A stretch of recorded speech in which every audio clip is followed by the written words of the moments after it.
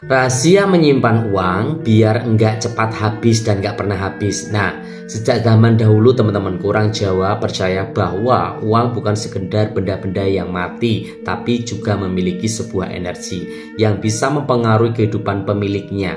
Nah, karena itulah cara menyimpan uang tidak boleh sembrono atau sembarangan. Ada beberapa rahasia yang diwariskan dari nenek moyang agar uang selalu betah kita miliki dan tinggal di rumah. Bahkan rezekinya tambah mengalir dan tidak cepat-cepat habis. Assalamualaikum warahmatullahi wabarakatuh. Salam sejahtera, Om Swastiastu, salam bagas kewarasan kewilujengan untuk kita semuanya. Semoga panjenengan keluarga diberikan sehat walafiat dan panjang umur. Amin ya rabbal alamin. Mari kita simak videonya dari awal sampai akhir, jangan di skip agar tidak gagal paham.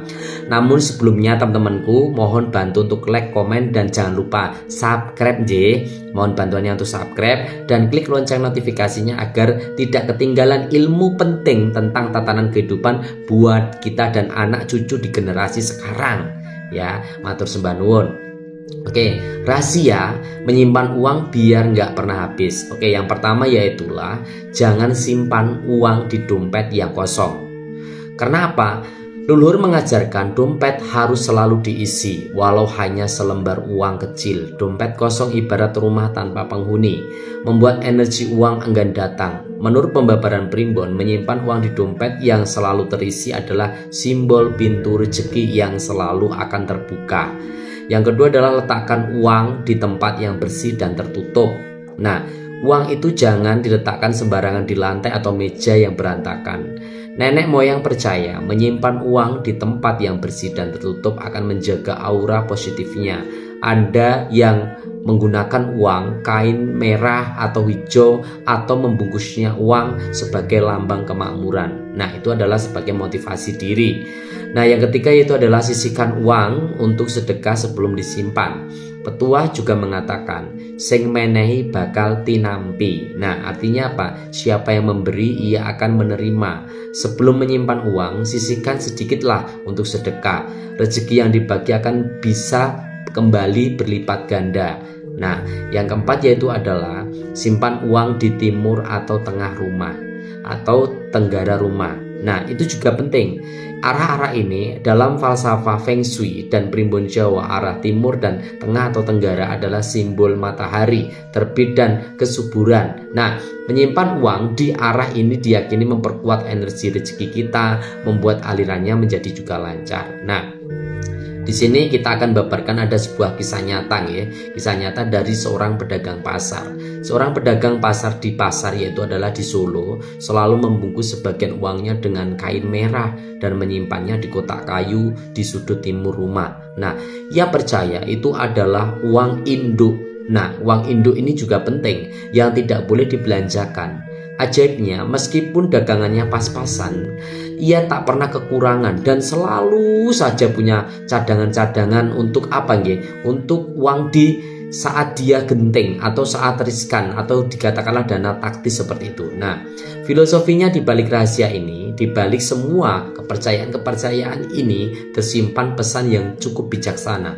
Yang pertama yaitu jangan pernah menghambur-hamburkan uang. Itu yang kedua, selalu sisihkan untuk masa depan dan berbagi untuk sesama. Yang ketiga adalah hormati uang dengan menyimpannya dengan rapi dan teratur. Uang yang dijaga dengan ibaratkan baik, ibarat tamu yang dihormati, ia akan betah lama-lama di rumah kita. Nah, ini merupakan rahasia menyimpan uang menurut petuah Jawa. Maka dari itu di tanah Jawa leluhur kita bukan hanya meninggalkan warisan-warisan tanah dan rumah, mereka juga meninggalkan petuah-petuah kehidupan yang syarat maknanya, termasuk yaitu adalah tentang cara menyimpan uang. Ini adalah tata cara kehidupan dan bisa dikatakan manajemen juga, manajemen keuangan. Nah, bagi orang Jawa tempo dahulu, uang bukan sekedar alat tukar, tapi simbol energi yang harus dijaga dengan secara hati-hati. Petuah ini berkata, ojo sembrono nyimpen duit utawa arto, amarga duit kuwi ya kudu direwangi, dikancani direwangi.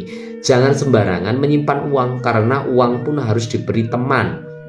Nah, lalu apa maksudnya sih? Maksudnya, bagi nenek moyang, uang yang punya jiwa atau pamoring rezeki. Uang itu memiliki katakanlah adalah pamor atau aura, yaitu adalah aura rezeki atau pamor rezeki. Jika kita asal-asalan menaruh uang, energi baiknya bisa luntur, rezeki pun bisa seret. Nah, ini adalah merupakan rahasia yang penting buat kita. Rahasia yang pertama, simpan uang di tempat yang bersih dan tertutup. Leluhur percaya uang yang disimpan di tempat kotor, berdebu, atau terbuka akan membawa hawa yang kurang baik nantinya. Maka mereka selalu menyimpan di kotak laci atau tempat khusus yang rapi dan tertutup. Konon menyimpan uang dengan rapi membuat pemiliknya dihargai oleh rezekinya itu sendiri. Di zaman sekarang ini bisa diartikan sebagai menghormati setiap rupiah yang kita miliki, tidak menghambur-hamburkan dan menatanya dengan disiplin. Dan yang kedua yaitu adalah rahasia sisihkan di awal, bukan disisakan. Sisihkan di awal dulu. Nah, orang Jawa tua berkata, sopo sing nyisihke sepisanan, kuwi bakal orang bakal kelangan pisanan meneh. Jadi orang yang menyisihkan artinya itu siapa yang menyisihkan di awal tidak akan kehilangan di awal juga. Maka petua ini mendorong kita untuk menabung. Begitu mendapat uang, bukan menunggu sisa-sisa uang tadi, tidak, tapi karena kalau menunggu sisa-sisa nanti seringnya tidak akan ada yang tersisa, malah justru kurang. Nah, maka dari itu di awal kita menabung dulu. Nah, ini merupakan manajemen keuangan nenek moyang zaman dahulu. Yang ketiga rahasianya yaitu adalah jangan simpan semua di satu tempat. Nah, kenapa? Iya, leluhur kita juga punya prinsip memecah simpanan. Namanya memecah simpanan. Bukan hanya untuk keamanan dari maling, tapi juga karena filosofi rezeki terus menyebar agar bisa harus menyebar supaya berkembang. Mereka biasanya menyimpan sebagian di rumah, sebagian di lumbung, sebagian dititipkan ke orang yang dipercaya. Nah, kalau zaman dahulu itu belum ada kepercayaan untuk kepada bank, belum, tapi dititipkan kepada orang yang percaya. Kalau orang percaya dan orang yang bisa menyimpan uang itu disebut dulunya adalah wong sing setiti. Nah, sekarang kita bisa mempraktekannya dengan menyimpannya di rekening berbeda atau investasi beragam. Itu sama, tapi dengan eranya seperti ini ya kita lebih menggunakan sesuatu yang praktis dan simple dan lebih aman lagi. Oke. Rahasia yang keempat yaitu adalah jangan menyimpan uang saat sedang marah atau sedih. Nah, ini penting banget.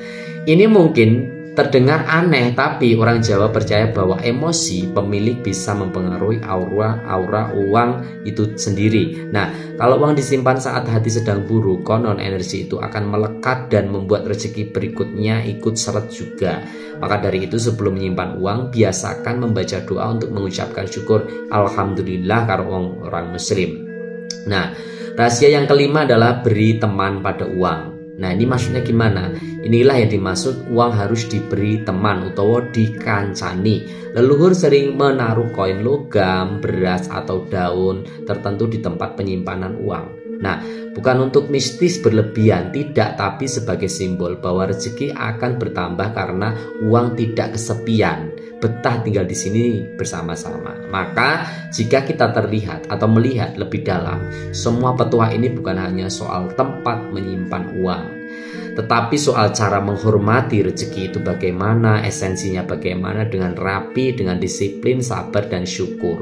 Uang akan betah bersama kita dan rezeki pun akan mengalir lebih lancar lagi. Nah, jadi teman-temanku ingatlah nggih, rezeki sing direwangi bakal mulih maneh. Nanging sing diabaikan bakal lunga selawase. Artinya rezeki yang dijaga akan selalu kembali lagi, betah kembali datang lagi dan terus datang lagi, bertambah lagi ngajak temennya. Tapi yang diabaikan akan pergi selama-lamanya. Nah, teman-temanku, semoga pembabaran Primbon Jawa yang sedikit ini bisa bermanfaat untuk kita semuanya. Semoga ini bisa menjadi refleksi, apresiasi, dan introspeksi kita semua dan khususnya pribadi aku, agar kita dapat belajar mana positif yang harus kita gunakan dan mana hal negatif yang harus kita hindari, dengan bertujuan supposito yang baik ke depannya untuk kehidupan kita dari pembelajaran pembabaran Primbon Jawa hasil waris nenek moyang kita. Semoga ini dapat bermanfaat. Saya doakan panjenengan dan sekeluarga diberikan rezeki-rezekinya lancar, yang punya hutang semoga hutangnya cepat lunas dan diberikan kesehatan jasmani, umur yang panjang, sehat walafiat dan kebahagiaan. Amin ya rabbal alamin. Salam rahayu bagas kewalasan kawilujengan kagem kita sedaya. Akhir wassalam bila taufiq hidayah. Wassalamualaikum warahmatullahi wabarakatuh.